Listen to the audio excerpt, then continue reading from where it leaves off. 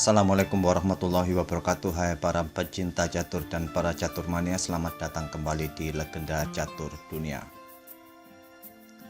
Video kali ini saya akan tunjukkan permainan dari Rashid Netsmedinov melawan Oleg Chernivkov di turnamen Chigorin Team Cup tahun 1962.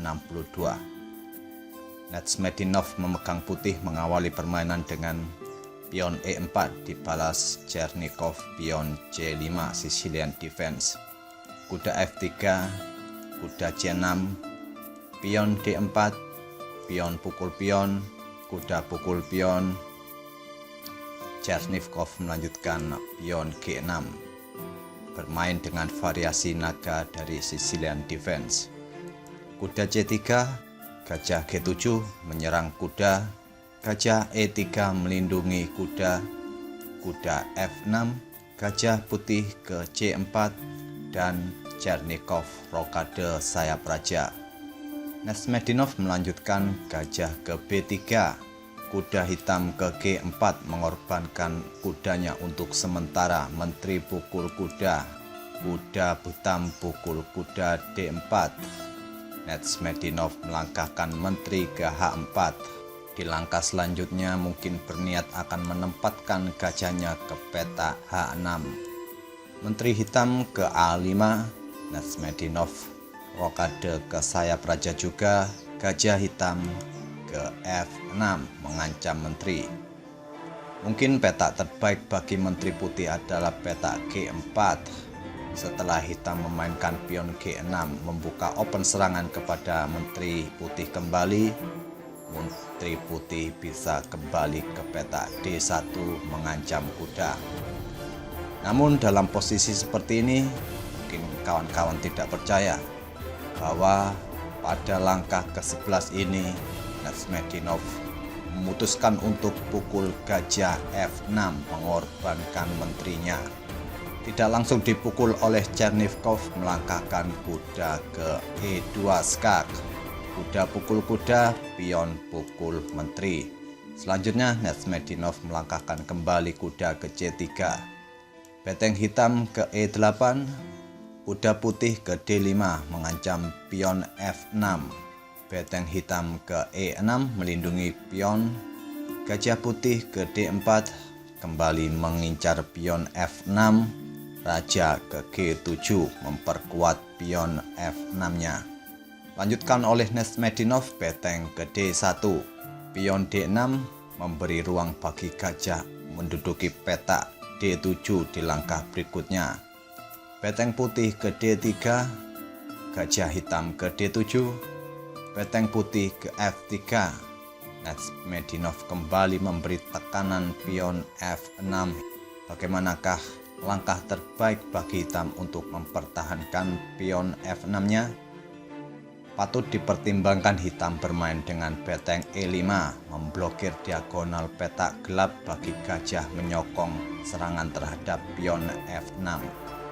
Tapi di posisi seperti ini Chernivkov memilih melangkahkan gajahnya ke B5 mengancam beteng F1.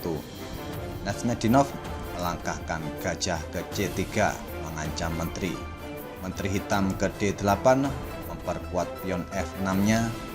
Namun tak memperdulikan hal itu, Netsmedinov pukul pion F6 dengan kuda. Chernivkov tidak membalas pukul kuda putih, melainkan melangkahkan kembali gajahnya ke E2. Kali ini mengancam beteng F3. Apabila beteng pukul kuda putih, gajah pukul beteng hitam skak, menteri pukul gajah, beteng pukul menteri, raja pukul beteng. Dan keadaan pun berbalik, putih akan unggul satu pion terhadap hitam. Oleh karena itu di posisi seperti ini hitam memutuskan untuk tidak memukul kuda putih, memainkan gajah ke E2 mengancam beteng F3. Kembali Netsmedinov menunjukkan langkah yang cukup ciamik dengan kuda pukul pion H7 open skak, raja ke G8. Hitam kembali tidak berani pukul kuda putih. Apabila hitam putuskan raja pukul kuda, beteng pukul pion F7 skak. Setelah raja ke H6, gajah pukul beteng dan mempersiapkan gajah petak gelapnya ke petak D2, kembali menyerang raja hitam. Dan tentu saja posisi raja hitam akan semakin terjepit. Oleh karena itu, hitam memutuskan melangkahkan rajanya ke G8 tanpa memukul kuda. Nurmagomedov melanjutkan langkah betengnya ke H3 melindungi kuda H7. Beteng ke E5 memblokir diagonal gelap bagi gajah putih.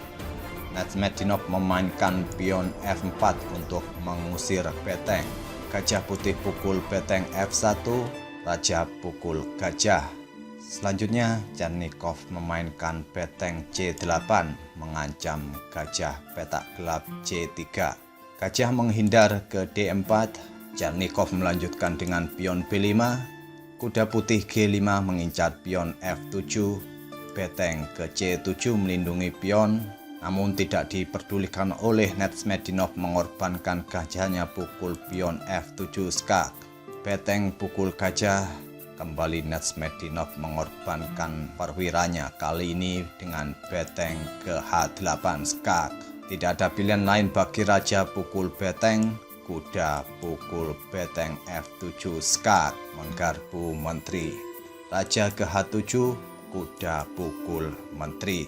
Sampai langkah ke-31 ini, setelah keadaan berbalik dengan putih memiliki 2 perwira sedangkan hitam hanya memiliki 1 beteng, Chernikov masih melanjutkan permainan dengan beteng pukul pion E4. Kuda ke C6 melindungi gajah sekaligus mengancam pion A7. Chernikov melanjutkan beteng pukul pion skak. Setelah raja ke E2, Chernikov akhirnya memutuskan untuk menyerah. Sungguh permainan yang cukup atraktif dari seorang Rasid Nurmagomedov. Di langkah ke-12 sudah berani untuk mengorbankan menterinya, menukarkan menterinya dengan 2 perwira, yaitu gajah dan kuda hitam. Bagaimanakah kawan-kawan permainan Nurmagomedov kali ini? Semoga jadi inspirasi kawan-kawan dalam bermain catur. Terima kasih telah menyaksikan video kali ini. Sampai bertemu di video-video berikutnya. Assalamualaikum warahmatullahi wabarakatuh.